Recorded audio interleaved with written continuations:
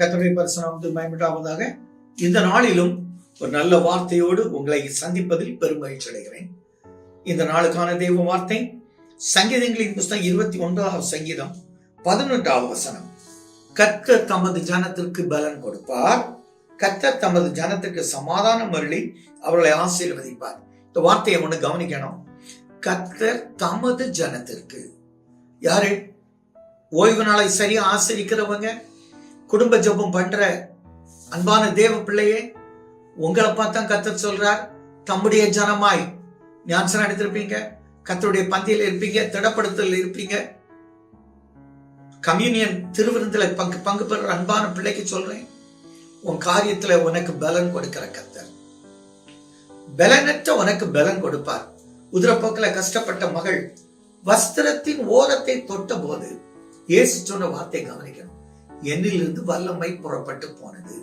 நான் சொல்றேன், ஒருவேளை எனக்கு வியாதியில் இவ்வளவு கஷ்டப்படுறானே, என் புருஷன் இவ்வளவு கஷ்டப்படுறேன், என் மனைவி இவ்வளவு கஷ்டப்படுறேன், அவங்களுக்குள்ள பிளட் ரெசிஸ்டிங் பவர் இல்லாம இருக்கு, ரத்த ஓட்டம் இல்லாம இருக்கு, ரத்த ஓட்டம் குறைப்படுகிறது, என்ன பிரச்சனையா இருந்தாலும் அப்படி வஸ்திரத்தின் ஓரத்தை தினமும் காலையில நீங்க தொடுகிறதா இருந்தா உங்களுக்கு சொல்றேன், கர்த்தர் உங்களுக்கு பலன் கொடுக்கிற கர்த்தர். சில கிட்னி டயாலிசிஸ் பண்ணிருப்பீங்க, உங்க கிட்னியை பலப்படுத்துகிற கர்த்தர் நான் இயேசுவின் நாமத்துல சொல்றேன். புற்றுநோயில கஷ்டப்படுவீங்க, அதுல இருந்து விடுதலை கொடுத்து உங்களை பலப்படுத்துகிற கர்த்தர்.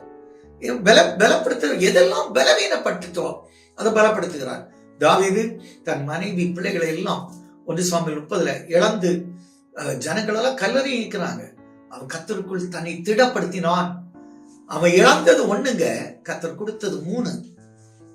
பெலிஸ்தருடைய கொள்ளை எடுத்துக்கிட்டான், இஸ்ரவேல கொள்ளை எடுத்துக்கிட்டான், அவன் இழந்தது போக 2 கூட கொடுத்தார்.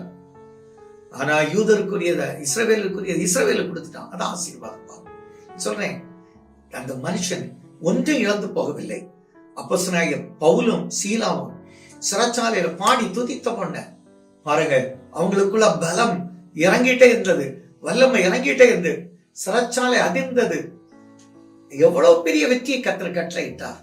நீங்க கவலைப்படாதுங்க, பாடி துதிக்கும் போது உங்க மேல வல்லமை இறங்கும், உங்களுடைய ப்ராப்ளம் எல்லாம் சால்வ் ஆகும்.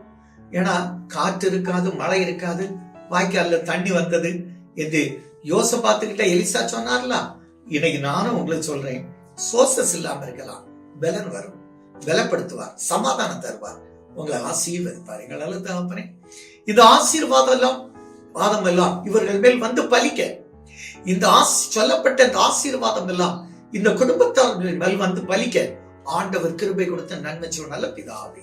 ஆமென்.